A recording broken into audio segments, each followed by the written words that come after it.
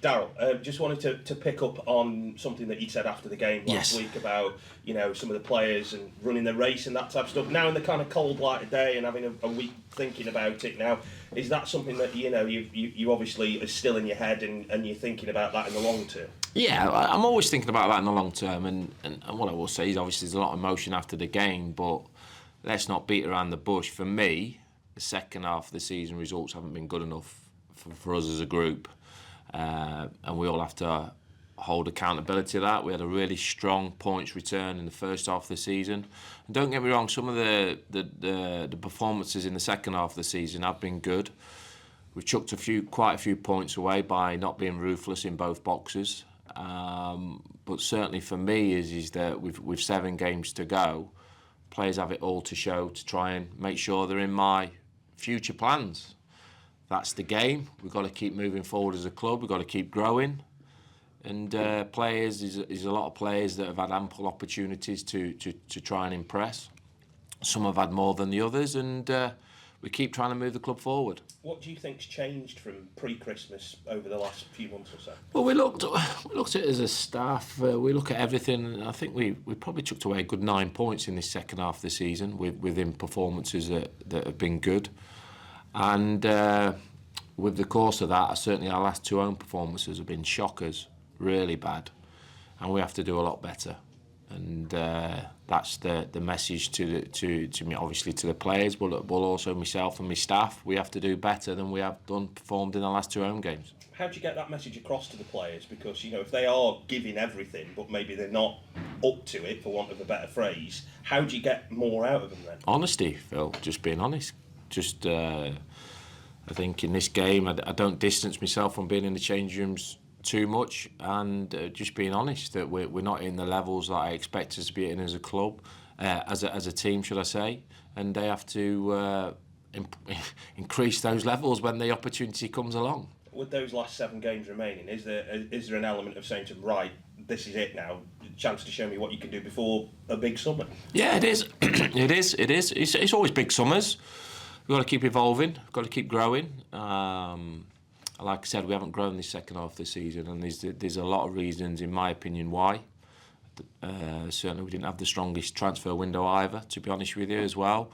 And I think we can look with positivity moving forward of where we're heading. That must be a frustration as well, like you say, that January window as well. Were you frustrated with that? We was, because it was a frustrating period, but it's nobody's fault. It's just the way it works. It's probably the first time I've been at the football club where I felt we've regressed in a window, if I'm honest with you. But that's football. Every window is not going to be a positive transfer window. We understand that. I appreciate that. But we have to make sure that this summer we're growing in that right direction. And that's the key to it, isn't it? It's about evolving now, because that second season traditionally can be a difficult one for promoted teams. All seasons are difficult. We know how difficult the league is. We know we're going to have to punch well above our weight to try and finish in the top half of this division. We're under no illusions of the task in hand. Let's not be unrealistic about that. We are keeping trying to grow, but we're never going to be able to compete financially with the top 10, top 12 teams in this division, for me. Well, certainly over the previous years, I know as a club we're going to try hard to grow that, to try and be able to get ourselves to a level where we are financially competing with those clubs, but that's going to take a fair amount of time. So what we do is we're not negative about that. We're positive that as long as we keep growing and we keep trying to improve every aspect of the football club, then we give ourselves that ample opportunity to reach the higher levels of this division. Have you ever been tempted maybe to tinker with things and thinking personnel formations, that type of thing, from how you as the management team approach it as well? Of course we have. We have debates every single day.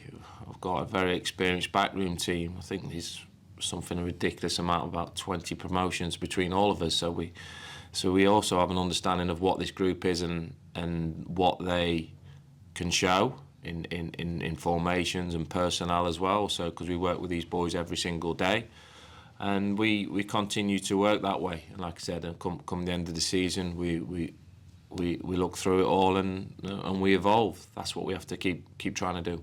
I just wanted to ask you about as well. Carol mentioned in the interview that she did about investment in the pitch to come soon as well. I know you've talked about that before. From your point of view, how welcome is that playing surface might get some work done on it? Yeah, no, it's a must. It's